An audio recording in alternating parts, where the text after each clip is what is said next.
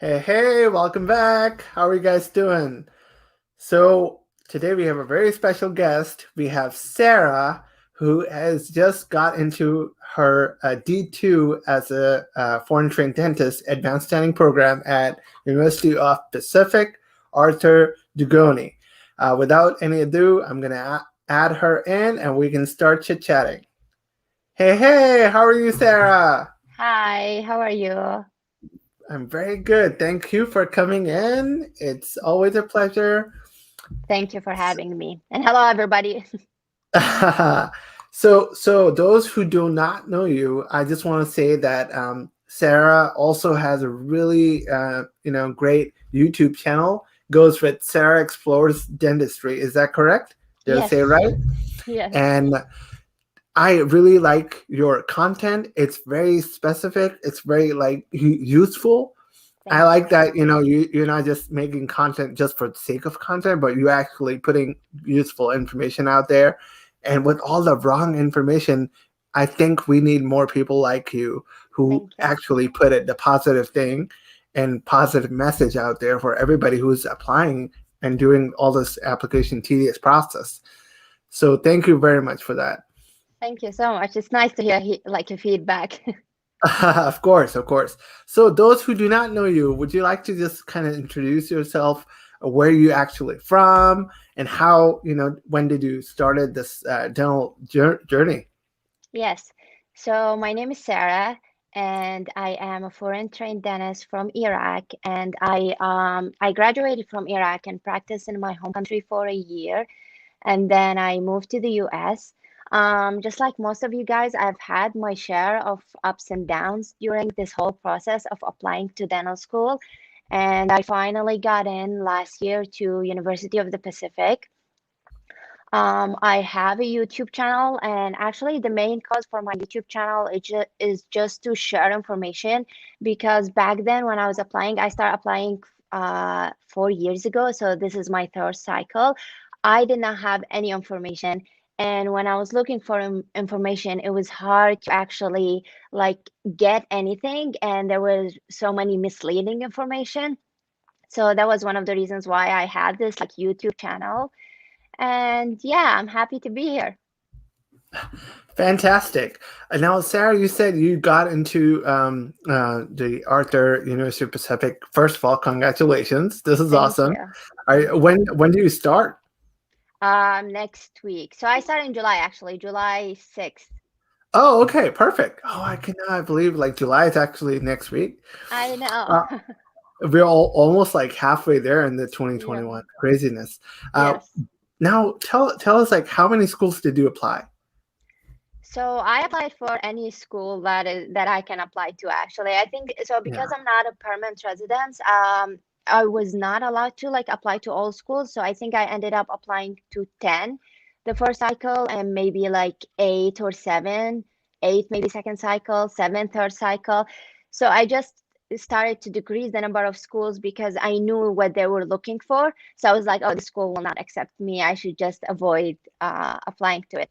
So seven school, I applied to all California schools in my last cycle, and I think three other schools like outside the states, outside the California. That's very good because we have so many people from India, Pakistan, all over the country, and a lot of all over the world, and a lot of them do not have green card and citizenship. So they really want to know because that's a question that I've been asked 100 times, maybe more. Is if we have a B1, B2, or visit visa, on the basis of that, which schools can we apply, and do we have a chance? Because a lot of people have this miscommunication or misconception that since you are not a green card holder, you're probably not going to get in the U.S. schools. Yes, so there are actually a lot of schools that do not accept people like on visa status, but they have like the school will have that clear on their website. They would say that we only accept permanent residents. So the information is out there. However, for people maybe like from Iraq, because everyone from Iraq already have like a green card, and on very rare occasion you'd find someone that does not have permanent residency. So that's what made it even more difficult for me. So even the school that would consider like people with visa, but would have a priority for people with residency, I was not very like I did not have a great profile there just because, they focus on something that I don't have. And maybe people from India, there are just a lot of people from India that some of them have green cards, some of them don't. So I don't think it affects them as much as someone from a country that everybody has a green card. Right. And Right. same goes for Pakistan. However, there are the schools, it's like, I think there is like, what schools? Let me think. There are a lot of schools actually that do not accept permanent residents. For example, like Temple, they only accept permanent residents. I don't Tough. have all the schools. Tufts Yeah. only accept On permanent the residents. top of my mind, I'm saying I think Oklahoma does too. Yes, that's true. I'm Yeah. not sure about Iowa. UIC. You're right. Yeah, so you know Yeah. the schools. Yeah, Yeah. Yeah. So we it's like can. a 7, 8, one of those lists. Yeah, Exactly. Yeah. if it's easier, we can leave a list for people to know Yeah, like yeah. which. Of course, Yeah, we'll add a list later too. Of course, because yeah. right now, while we are talking, so how many schools did you get actually acceptance? I remember you said briefly that you did get a lot of more acceptances, but you chose Dugoni, right? Yes, so I received an acceptance from every school I interviewed at in my last cycle. Awesome. Yeah, that was great. So I was accepted at UPenn University, and then at Loma Linda University, at Boston University, and UOP. UOP was actually my last acceptance. So in every part of my life, I was committed to join like one school, even for Until the next Boston. invitation came in. Yeah, I moved to Boston actually. I was getting ready to start there, and then I received another acceptance and I moved back to California. It was Oh my crazy. god! But Oh my yeah. god! So, that's crazy. So tell me a little bit more, because I have had this question, and you are a perfect example to ask this question from. Um, so I know when you get an acceptance, let's say it's your first acceptance, everybody gets excited, and then don't you have to like reply or respond within like 2 weeks Yes. that you're gonna either take the seat or not? So I mean, let's say by that time you find another school, it's really easy to choose. But if it's your first acceptance and you have, let's say, applied in 20 schools, what's the best way to go by it? Can you tell your schools, be like, just hold on? No, you can't say that actually. You have to Right. be like very committed. I don't think it's something they would want to hear. So for Boston University, like I told you, I was happy that I got there, and I was just, I moved to Boston to start there, and everything was going great. But then I received UPenn acceptance, and UPenn is just for me. I would want to go to UPenn rather than, but not because there's anything wrong with Boston Yeah, right. University, and also like the timing. I was for Boston University. They informed me of my acceptance 1 month before the school starts, and it was just a lot of crazy things that I would have to go through in order to be in Boston. For UPenn, they started after like 6 months, so I Do you know had what more time time. period was that? Do you So remember by in the back of your mind? June, yeah, June June. Okay. last year, yeah, I Yeah. got my acceptance for BU, and then UPenn doesn't start until January, so January of this year. So I just moved back to California waiting for UPenn. I also like I had a lot of things that were on hold, like I wasn't able to find a cosigner for my bank. There was just a lot of terrible things that are happening, and I'm in the middle of it. So like UPenn acceptance just saved me. I'm like, yes, I'm gonna have more time. I'm gonna arrange everything, organize myself, and especially I have family, so it was even harder like to move and just leave everything behind. Yeah. Yeah, so Did that's you even why. like got your apartment and everything in Boston when you So moved? no, I it was during COVID, Oh, okay. and just like I said, everything was crazy. I was trying to contact the school to know when should I be there. Nobody was answering, literally. Like even though I was a student there, but nobody was helping, giving me information. When do I actually need to be there? Which made me really stressed and really like not knowing what should I do. And I kept imagining scenarios. If I don't get an answer, if I don't go, maybe they will just withdraw my acceptance. So I just decided to go there, stay in a hotel for like a week until I figure out everything. And yeah, that's when I received the UPenn. Oh, I see. And then once you got UPenn, you're like, all right, I'm gonna do UPenn. And then Yes. what was the next one? When did you Okay. hear about the next one? So UPenn, yeah. So after that, I started receiving interviews from a school that I was not gonna go to anyway. So I just rejected the interview. I received Oh, okay. interview from like Buffalo, Indiana, and those were the only schools that I applied to other than California schools. So that And was already like in June, July, I would say, right? uh, Buffalo so accepts you a little, invites you when? Like September? so that was after. No, that was after. I don't remember actually. I don't remember that. Yeah, you're right. I think it's September or something. Right. Yes. So by the Yeah, time you August or already, September. right. So BU accepted you. You kind of, once you found out that UPenn, you have been accepted in UPenn, you kind of said BU no. Yes, exactly. And then you're all prepared in making mind about like UPenn. Yes, And by the time you got your, the other interviews from Buffalo and all, and you were like, no, I'm set on UPenn. All good. yes. Yeah, UPenn is a great school, and yeah, I was just prepared to go there. So, and I had also like many friends at the school. Like we started Ah, to talk to each other, and I really loved like all of them. So I was like, yes, I'm going to this school. That's it. And UPenn has a bench test too, right? no, UPenn doesn't have a bench Oh, test. that does not. Okay, okay. No, yeah. And I think like I know they say that they accept only 3 GPA, but I think they consider if you are from a country that do not have very high GPAs. They That's also correct. consider that. So let's say if you're from India, everybody has certain GPA, so they kind of see the all round picture. That's right. Exactly. Yes. Okay, okay. So now And tell us after after that, when did you hear about Dugoni Arthur? yeah, so after that I actually heard from Loma Linda University. Oh, correct. Um Yes. And then they said that they would have a bench exam, and also that was during COVID. But I was already in California, so I said that's okay. I can just go. And I finished the bench exam. I finished my interview and bench exam at Loma Linda University, and that's when I received an interview from UOP. Now, UOP was my number one choice. I just never thought that I would get the school. So I didn't even dream about it. Like it was my dream school, but I didn't expect that I would get an interview there. Right. And when I received an interview, I said that this is like this, I'm going to prepare myself as best as I could. And I tried to do everything. I tried to go over everything that is, like a drawback in my application or something that they wouldn't like, maybe. I tried to explain that during my interview. And they didn't have a bench exam also last year because of COVID. COVID. Yeah, and it was the best interview I've ever had. She was so Hey. sweet, the interviewer. And also she did ask me so many questions. Like I tend to during my interviews become so I prepare so much that I become so robotic. Like I know what I'm gonna say and I memorize everything.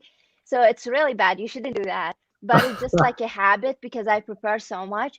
And for UOP, she asked me such a specific questions that I would have never prepared for, and I just had to be honest. I told some stuff maybe that one was not very good about myself, but I just had to be honest because there was no way to figure out what to say, like when you're on the spot. So yeah, I she liked it. She liked that I was honest. She said that's good. She was so sweet. Oh, I love her so much. I want to thank her. Like when I got to school, I just want to thank her. Yeah. So, when you were doing your interview at Loma Linda, I mean bench test at Loma Linda, and your interview at UOP, did UPenn had a deadline to give them an answer by that time? What? How did you deal with that? Yeah, so I had to already like say yes to UPenn. And then, so the thing is with the schools So, that do if you you have to receive, pay for it too? so you don't have to pay the whole amount with UPenn. They kind of divide it for you, which is a good thing. You Mm-hmm. don't have to pay like the whole deposit right away. So it's like three Yeah, thousand, $4,000 or something like that. you have, I think it was 1,000 at the beginning or something like that. Okay. You don't have to pay it all. And I with when you receive, like I think I was like I wanted to stay in California also just for like other reasons, like regarding my residency. Hmm. If I was not, I would say, I always say that not a lot of people, like if you get acceptance from UPenn, I don't think anybody would consider interviewing at another school. So don't worry about paying because you wouldn't do that. If you are accepted at UPenn, you would go to UPenn. It just I had Okay. like some personal circumstances that I wanted to stay in California as well. Right, right, right. And then after the interview, did you hear about from Loma Linda first, or did you hear from UOP first? Loma Linda actually first, and I also like was committed to join the school. I met the people there. I became friends with them, Oh my and then God. yeah, and then I got accepted at UOP, and that's it. Finally, like I was like, that's it. I'm staying at UOP. No more interviews, nothing more. That's it. Yeah, at least the good thing is for UOP and Loma Linda, both are in California, so you don't have to like move states. But Yeah, yes. did you pay for Loma Linda to save your seat? So Or that's a good thing about California schools. So they all within the same time frame. So if you oh, get accepted even for all of them, you don't have to accept the offer until you can choose like without you can paying find because out if you got in all of those. exactly, Okay, exactly. that's good. That's very good. Yeah. And I have one more question, which is like a lot of people wanted to ask. We are at this time frame of our applications where pretty much everybody, 90% of the people have already applied in their schools, and now they're preparing for bench test exams and Yes. bench test courses. And I know we had a little chat about which course is the best and which one did you do. Would you like to tell us, please?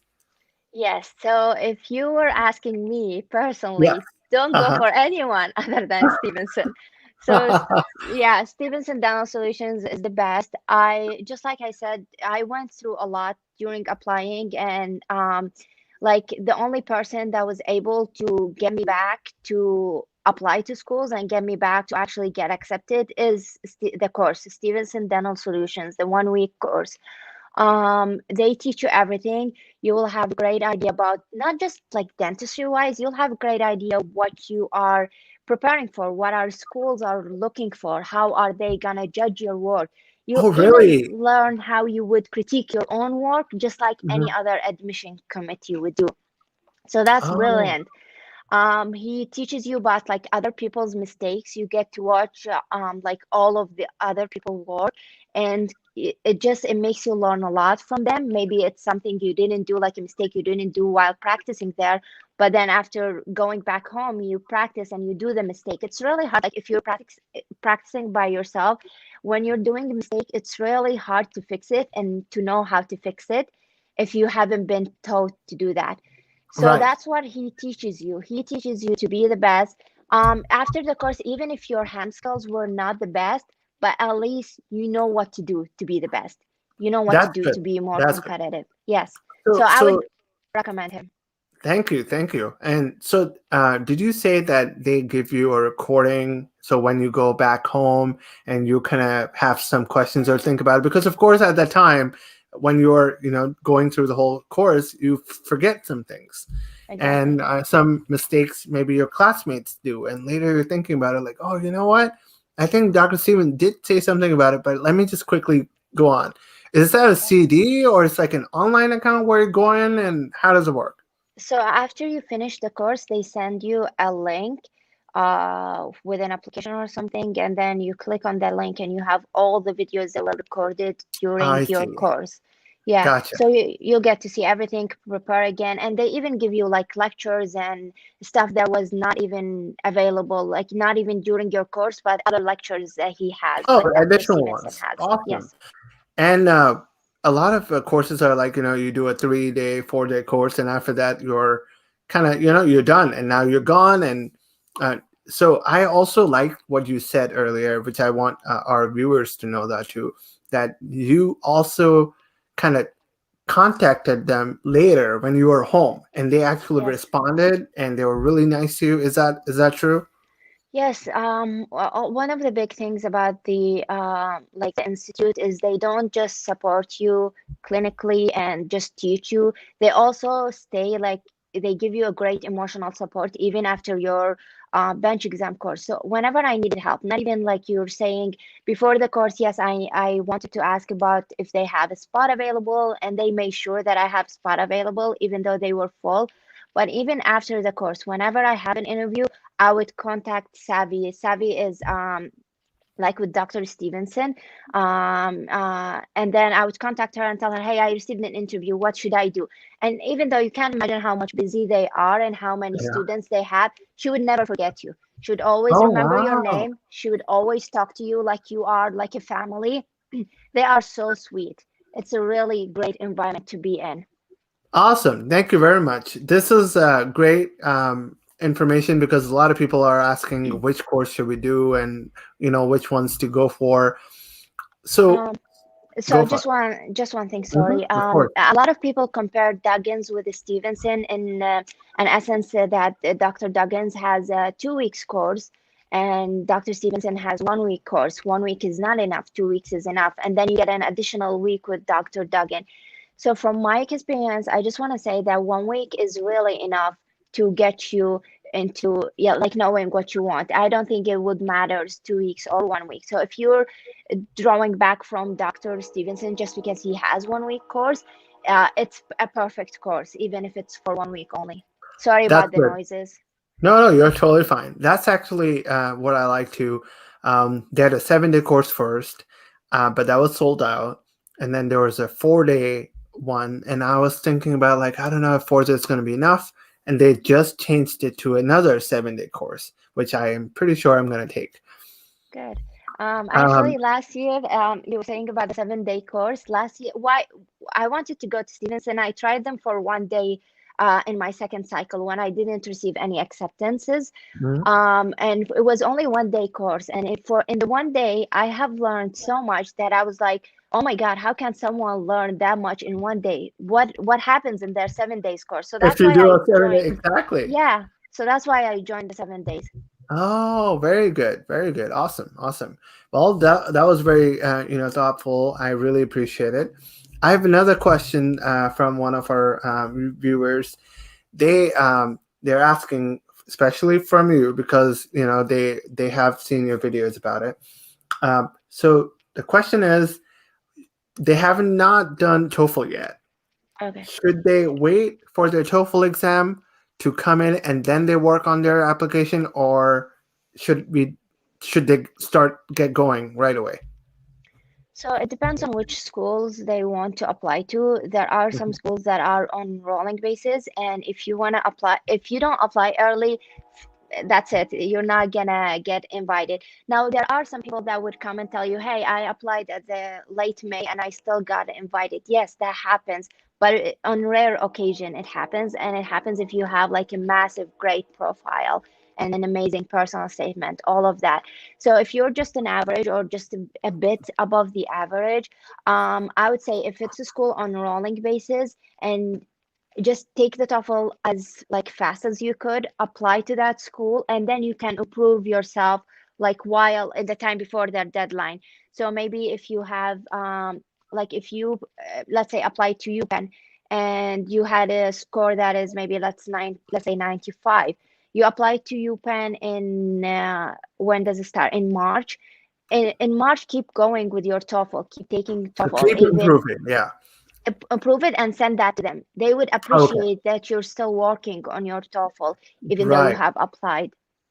Okay, that's a very good call. So everybody who has low TOEFL scores, submit that so at least your application is complete.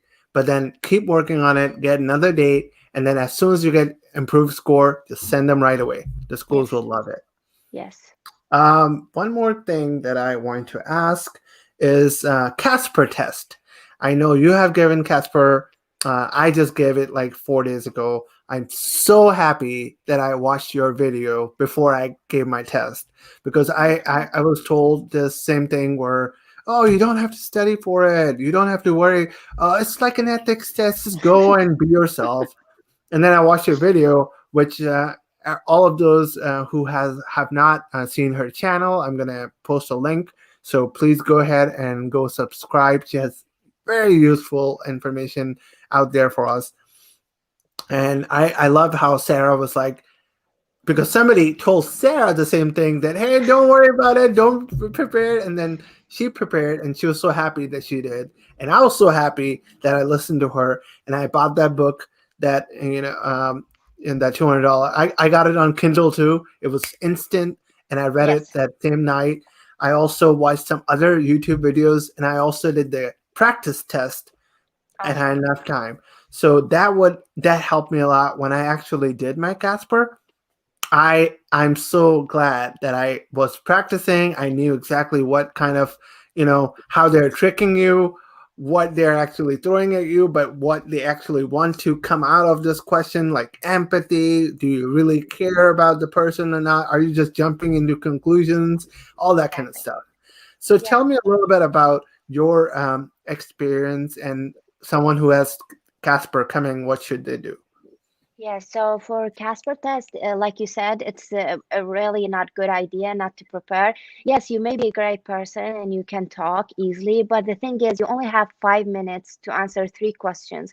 How would you come with an answer if you're not prepared? Like even managing time, I would answer maybe like two questions maximum if I wasn't prepared. But if you get, yourself used to it and used to writing, yeah, exactly. Exactly. Yeah, so you do have to prepare.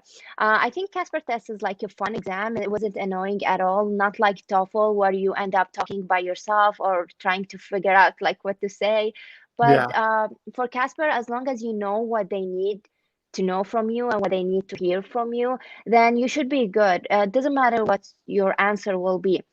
As long as, like you said, you show empathy, you show that you care for other people, you support everyone, you're not being Mhm. judgmental at all. Yeah, critical We thinker. yeah, you don't judge at all. Even like I said in my YouTube video, even if they tell you that this person is a liar, just avoid believing that. You have to gather more information. You have to look at it in like different circumstances. So if you have a Casper test, I would suggest just reading the book you mentioned, The Ultimate Guide to Casper Test by BMO Academy. Be It's more an academic. That's right. awesome book. It will tell you everything you need to know. And other than that, just watch other YouTube videos. You will get more than you need, information more than you ever would need, and Yeah. you'll know what you'll be prepared for the exam. You know what they were looking for without even asking me or asking anyone else. You'll know everything, and I'm sure you'll do good. Yeah. And Also, they don't, go for it. yeah. Yeah. So I don't think they care about the spelling that much. You don't want to make like many mistakes overall, but like one or two, I don't think they would mind that. Yeah. I was just gonna say the same thing. Like, you don't really have to worry too much about spelling and grammar because they are told that they're not gonna judge you or they're not gonna, correct you and teach you on the basis of your grammar or English. Yes. But at least try to make sense out of your writing because if you cannot, make sense of what you are trying to achieve, then it's going to be really hard for them to score you. Yes, and Also, one always more thing is Casper, you don't get to know your score. Is that correct? Right? yes, Because yeah, yeah, yeah. But if you get invited for the school, I was invited to Indiana University, even though I they had a Casper test, so I didn't see the score, but as long as I got invited, so maybe I did well. yeah, because I think it's a pre-interview thing. So after Yes, this, they decide if they want to interview or not. So if you're yes, getting interviewed, means you passed the test. yes. Also, they have a snapshot now coming out. Now, did you have snapshot, Sarah? What is this? No, what is So this snapshot? is interesting. Since I do it just this year, they introduced this new snapshot feature, which is so you did your TOEFL. Oh, sorry, you did your Casper, right? And Yes. after that, it says you have 10 days to um, kind of complete your snapshot. So it's kind of another part of Casper, which is Okay. not required, not mandatory, but this is basically you have to record yourself, Okay. and the good thing is you don't have to do it right away, so you can sit back, maybe prepare yourself, and then once you click on snapshot recording, one question's gonna pop up says, "Tell us about your favorite book." For two Mm, minutes. And then you're gonna just talk about your favorite book. Why it's your favorite book? How did it help you? Again, a little practice. If you have been practicing it, then you'll do great. Then the next question's gonna come in. Tell us about like an experience that life experience that helped you become a better person or something. So there are three questions on that snapshot. You are recording yourself for 2 minutes, and after that's going to complete. Now, they just started it this year. oh. Well, this is Yeah, actually super weird. I mean, why would you? It's like TOEFL, almost TOEFL. Why would almost. you Yeah, have to like to add these kind of stuff? Like if it's either TOEFL or Casper, can I you know, make up I your know. mind? They're just coming up with all those extra It's exams. getting harder and harder every It year, to be is, and honest. Yeah. until now, Casper was only for med schools, if I'm correct. But now I think more and more dental schools are wanting it too. Yes, and you have to put in mind that you are also with other American students that are taking Casper test. So you don't want to be very wrong with the grammars because at the end of the day, they don't know you're international. So Yeah, they or will you're be a like, foreign what's trained, going or on? English is not your first language. Yeah, so you Yes. gotta So prepare. Exactly, exactly. Thank you so much for this, Casper one too. okay. We have some myths out there, and I want you to debunk them with me. Ready for Okay. this? Yes. So, NBDE attempts. A lot of people have this misconception like, oh, I have two attempts, or, am I good enough? Should I apply? Do I have any chance? Well, with multiple attempts, there are many students that got accepted with multiple attempts and BDEs. I think the only thing you need to consider and focus on, how would you present yourself when you have multiple attempts? What happened? Why did you fail your exam the first time? Just be honest about that in like a good way and then show them how you improved. So it's either with your maybe MBDE part two, maybe it's with your TOEFL. You made sure that during TOEFL you studied very well and you had very high scores. Just anything academic that they can compare for with, or maybe during your dental school. So show them why you didn't, why you failed your exam. Maybe you failed your exam because you're just not used to the whole American exam and things. You Mhm. know, it's very different MCQs, and you have to read on cards is just a whole different thing than what we do. So just tell them that. Just be honest. I'm not used to reading like that. I have books, and I learned that maybe I should incorporate that in my studying. Maybe I should read books and also read like the American way, what they're used to. And that's how I got. I passed my MBA. The second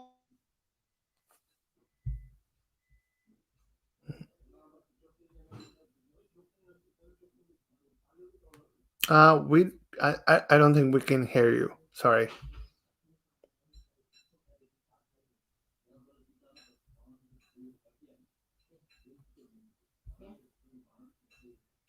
I'm sorry, guys. I think she was having a little connection error.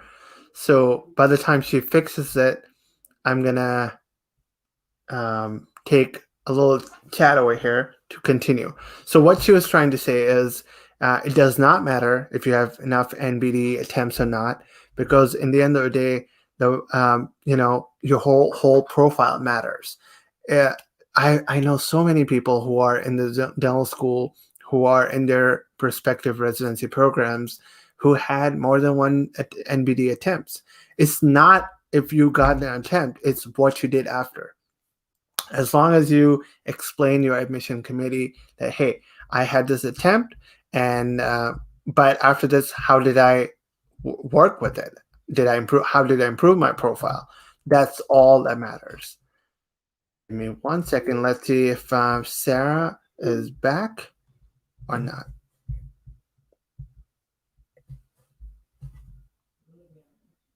For sure. Yeah, I think she's having a little difficulty with her signing in. I'm gonna nudge her back in one more time. I think here she is.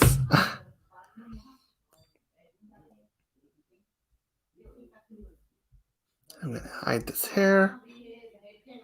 In the meantime, I just would like to let you know that we're still live and we're taking all comments and questions. So if you guys have any questions, please follow through and write it down. I'll try to answer as many as possible. In the meantime, I think I see her before I want to continue.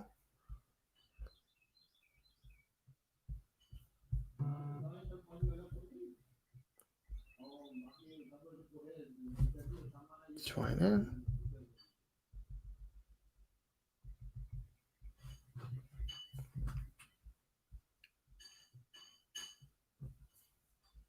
All right, I think we're gonna cut it short here. but let's try to continue it in another video. How about that?